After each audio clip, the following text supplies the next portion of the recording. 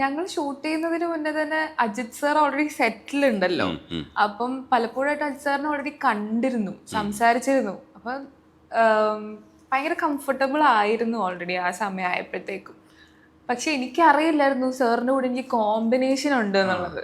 അപ്പം ഞാൻ dance shoot ചെയ്തതിന് ശേഷം ഞാൻ നോക്കുമ്പോൾ ഹാഫ് ഡേ ആയപ്പോഴത്തേക്ക് അജിത് സാർ സെറ്റിൽ വന്നിരിപ്പുണ്ട്. അപ്പോഴാണ് ആദിക്ക എന്ന് പറയുന്നത് ഇന്ന് സാറിൻ്റെ കൂടെ ഒരു കോമ്പിനേഷൻ ഉണ്ട്. ഞാനിങ്ങനെ എനിക്ക് ഡയലോഗ്സ് ഒന്നും തരും, ഞാൻ പ്രിപ്പയർ ചെയ്യട്ടെ, സാറിൻ്റെ മുന്നിൽ നിന്നിട്ട് എനിക്ക് എന്താ തപ്പാൻ പറ്റില്ല, അവരൊന്ന് ഇല്ലില്ല അതൊക്കെ നമുക്ക് ഓൺ ദ സ്പോട്ട് ചെയ്യാം എന്ന് പറഞ്ഞ് അങ്ങനെ സാറ് വന്ന് നമ്മളൊരു ഷോട്ടിന് മുന്നേ ഒരു 5-10 മിനിറ്റ് നമ്മൾ തന്നെ അങ്ങോട്ടും ഇങ്ങോട്ടും ആദ്യക്കുണ്ട്, ഞാനുണ്ട്, അജിത് സാറുണ്ട്, നമ്മൾ അങ്ങോട്ടും ഇങ്ങോട്ടും തന്നെ ഡിസ്കസ് ചെയ്യാണ്. പ്രിയ എങ്ങനെയായിരിക്കും പറയുന്നത്, അപ്പം ഞാൻ ഇങ്ങനെയായിരിക്കും സാർ പറയുന്നത്, ഓക്കെ അപ്പോൾ പ്രിയ എങ്ങനെ പറയുമ്പോൾ ഞാൻ ഇങ്ങനെ ചെയ്യാം, അല്ലെങ്കിൽ എനിക്ക് ആ നേരത്തെ എന്താണ് തോന്നുന്നത് അങ്ങനെ ചെയ്യാം. അപ്പം ഒരു 5-10 മിനിറ്റ് ഡിസ്കഷൻ കഴിഞ്ഞ് നമ്മൾ ആ ഷോട്ടും എടുത്തു.